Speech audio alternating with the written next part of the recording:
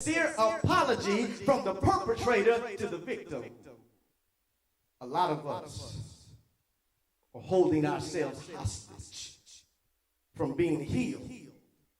Watch this, because we're still waiting for something. We're still waiting for something that may or may not ever happen. We're still waiting on the one who wronged us to make things right. Still waiting on them to acknowledge, admit their wrongs from the past, and take accountability now for their actions. Can I tell you, church, emotionally immature, irresponsible, inconsistent, and insensitive people hardly ever step back and self-reflect about how their behavior impacted others.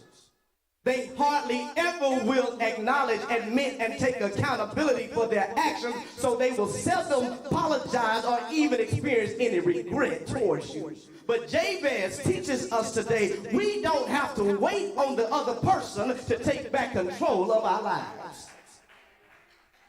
Notice in the text that Jabez's mother, nowhere in these two verses, ever acknowledged, admitted her wrongs, apologized for the pain that she caused her son, nor take accountability for her actions. However, we see Jabez in verse 10 taking his identity out of his mother's hands and placing them in God's hands. I like that, because the person who hurt you or may be the cause of your pain, but they are not capable of being the healer of your pain nor the restorer of your life. Rather than ask, argue, appeal for an explanation in regards to the physical absence of his father or the verbal, mental, and emotional abuse he suffered at the hands of his mother, Jabez looked beyond what neither of them was willing nor capable of giving him and looked to God, the giver of all gifts, to take back his life, take back his joy, take back his peace, take back his dream that was taken due to their own trauma. Sometimes, in order to take back your life, your joy, your peace, your dreams, you must unbury your hurt self. This means you must face the pain of your woundedness, grieve what has been lost, embrace the real you that God created, and forgive what was taken from you. Church, forgiveness is a choice. It's an act of letting go of the pain that the other person has inflicted onto you. It does not, in no shape, form, or fashion, take away the perpetrator's responsibility in inflicting that pain. And it sure doesn't mean you must or need to re-enter the relationship with the one who caused you the pain. One author said it like this: forgiveness means I carry no more resentment. It doesn't mean I tolerate more abuse. Forgiveness doesn't mean I let you back in or I condone what you did. Forgiveness means I no longer give you the power and authority to have control over my thoughts, control over my feelings, control over my behavior, and control over my life. Jabez teaches us today, forgiveness may not always fix relationships, but it does always help mend a broken heart. Text says, Jabez cried out to the God of Israel. That word cried in the Hebrew is karah. It's a scream, a shout, a holler, inviting God into your situation. It's holding nothing back and hiding no secrets from him. Jabez, while still in pain, humbled himself and sought outside help to help him process his past in order to push forward into the good things he knew God had in store for him.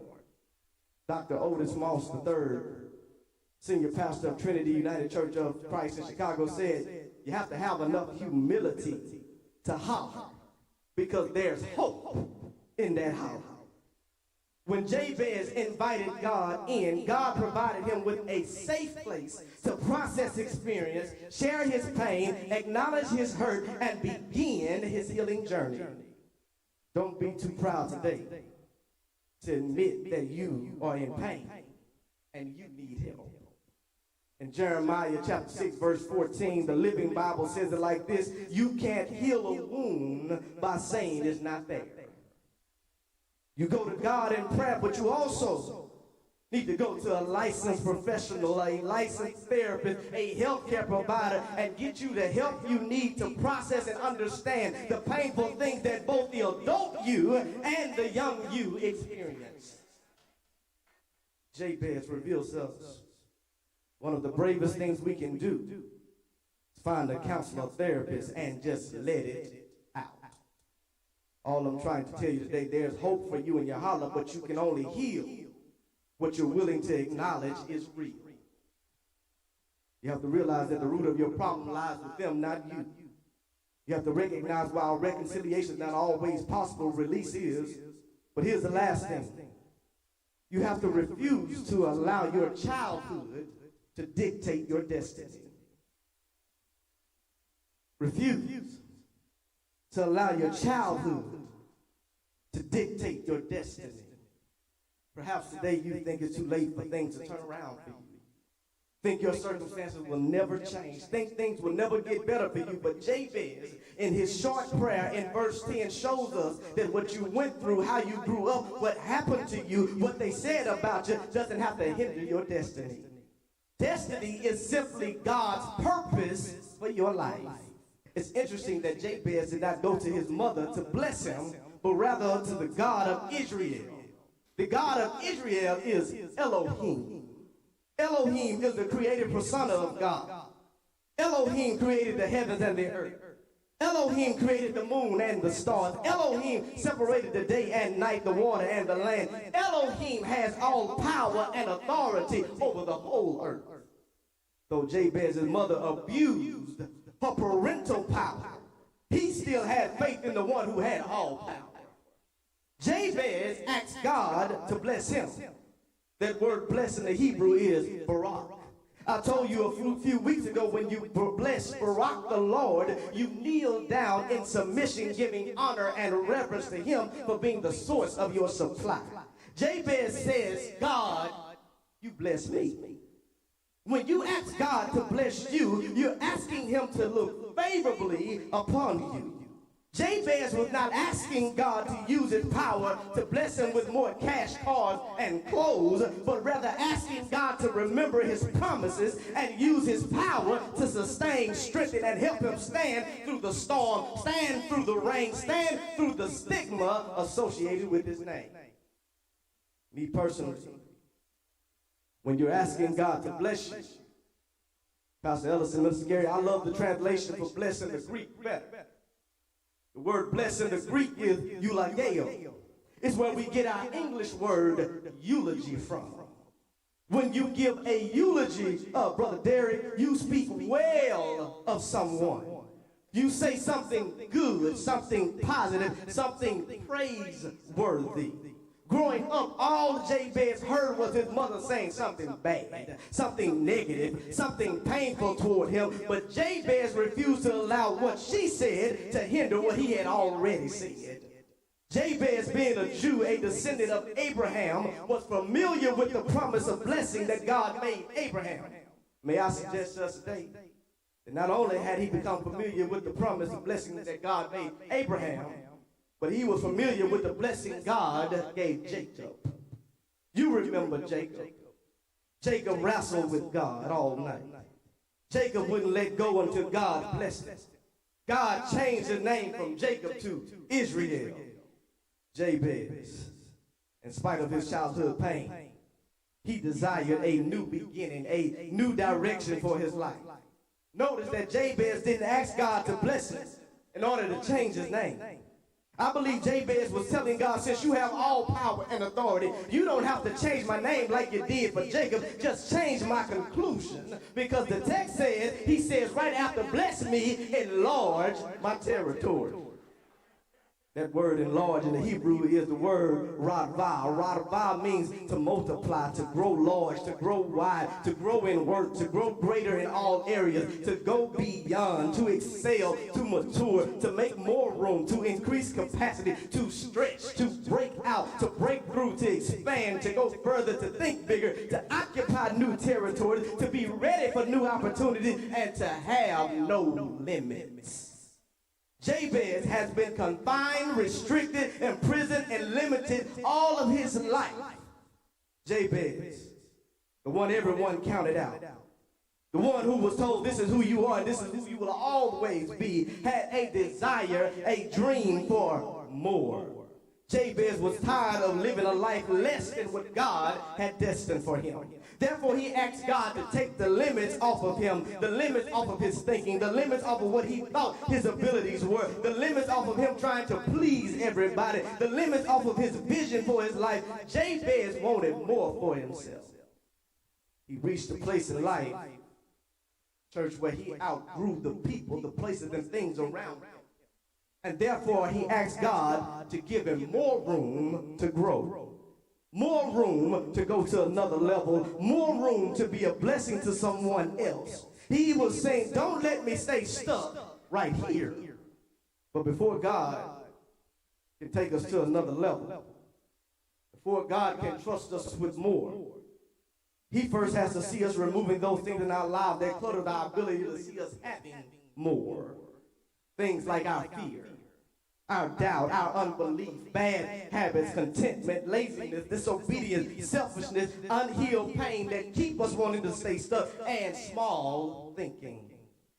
God is saying today, I want to do more for you and through you, but you continue to cater and seek approval from people, places, and things that are incapable of loving you and who are only limiting you. Can't you hear Jabez? Lord, of what they did to me, they tried to break me, but I'm still asking you to bless me. They tried to define, devalue, and defame my character, but I'm asking you to help me be the one who make a difference in the lives of others with the one life you've given me. Therefore, he says, let your hand be with me and keep me from harm so that I will be free from pain. Church, the last thing Jabez ever wanted to do was abuse his authority and power like his mother and cause others the same pain that she caused him. But Jabez needed the tools. He needed help on the road to restoration, because you do know that hurt people hurt people. He says, keep me from harm. Lord, don't let me do to others what my family did to me. Lord, keep me from hurting me. Keep me from acting just like my mama. Keep me from acting just like my daddy. Keep me from making the same mistakes they've made. Keep me from messing me up. Keep me from destroying me. Keep me from mediocre living. Keep me from hindering my faith, blocking my own blessing, reverting right back to what I just came out of. He was saying, God, you bless me, but don't let me let my guard down. Don't let my pain, my past, my personality, my personal problem get in the way of what you want to do. Saying, God, I can't do this by myself. But with you, God, I can. With the right help, you can. I wish I had a closing story for you, but I don't today. But I want to tell you that whatever happened in your childhood, it wasn't your choice. But what happens today and moving forward is your choice. Your childhood trauma, your family dysfunction, the scars of your past doesn't have to determine your destiny. Somebody today needs to know that you were born on purpose for a purpose.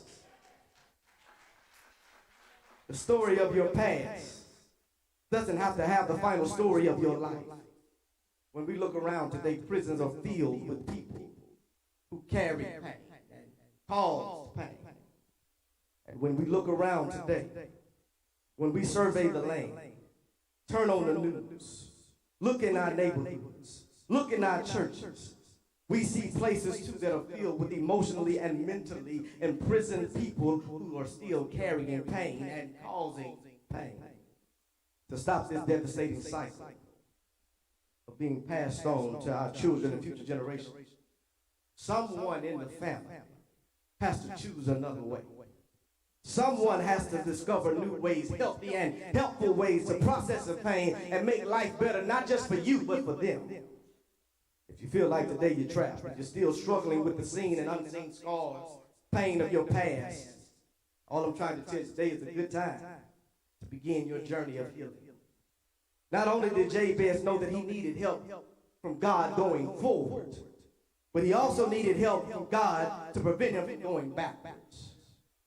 All I'm trying to tell you is that you don't have to do this alone anymore. Jabez surrendered his will. Alone, he was unable to change his conditions and break the negative cycle. But he chose to call on God and employ God's helping hand. You got to choose today to turn to God. Not just turn to God, turn to prayer. Not just turn to prayer, but turn to therapy. Not just turn to therapy, turn to small group. Turn to those healthy people who you can trust and help you get through your pain.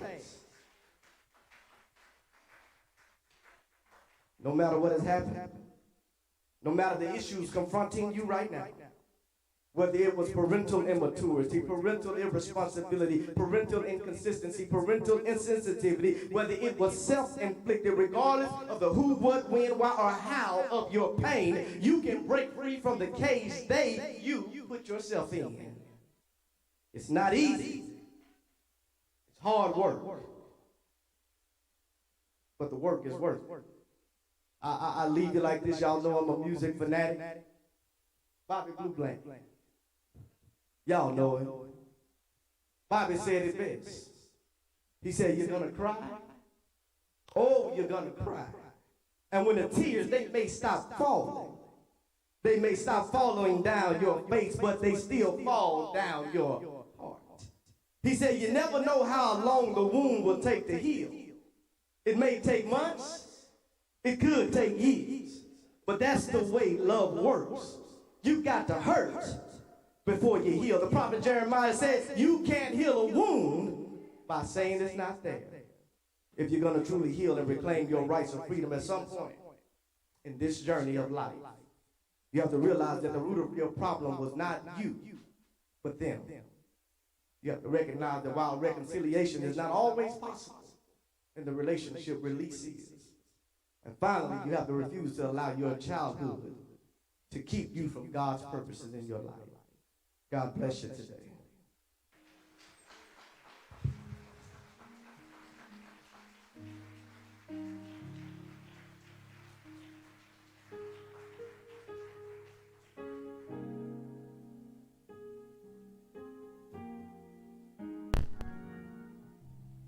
The door of the church is over there.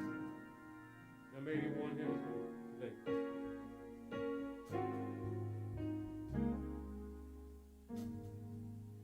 You may want to surrender your life to Christ.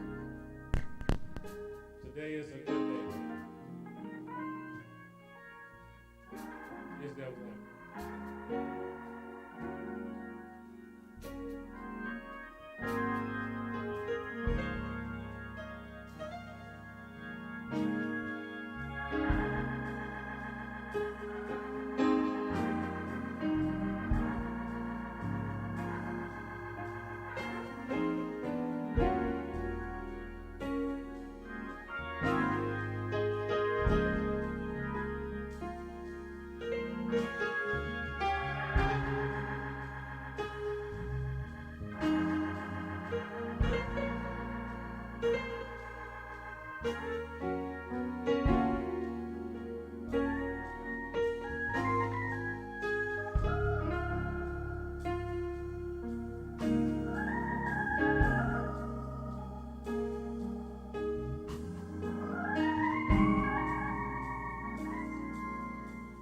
We have done it for our last if there's still room. Let's get this preacher a big hand, y'all.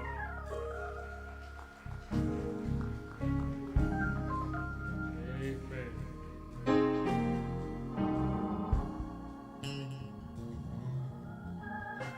Now, as we prepare to leave,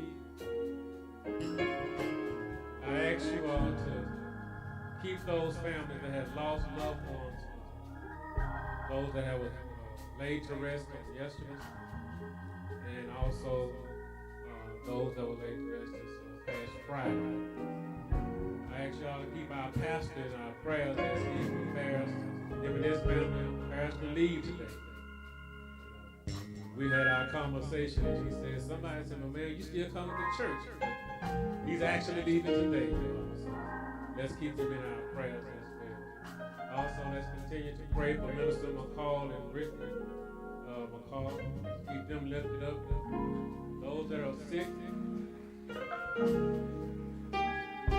let's keep them lifted up as well. And let's just pray for one another. Because see, we all standing in the need of prayer. If there's not anything else, let us stand.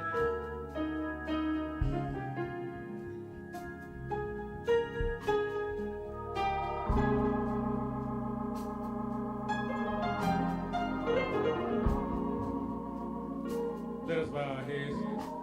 Eternal God, Father, how we thank thee now, Lord, for this day. We thank thee, dear Heavenly Father, for this man of God that has poured out his heart. Father, we just pray right now, dear Heavenly Father, that we just take what he has said, dear Heavenly Father, and apply it to our lives, oh God. We pray, dear God, that you will bless our pastor, dear Heavenly Father, as him and his family prepare to leave on their vacations. Go with them, watch over them, and protect them, dear Heavenly Father. Lord God, we just ask you to continue to bless Mount Olive as a whole. We pray for every ministry of this church, oh Heavenly Father. Lord, we love you and we need you, dear God. We pray, dear God, that as we prepare to leave from this place, that you will go with us, protect us, and bring us back again on the appointed time. With these and many blessings, we ask this in your darling Son, Jesus' name. In Jesus' name we pray. And the church said, amen. Amen.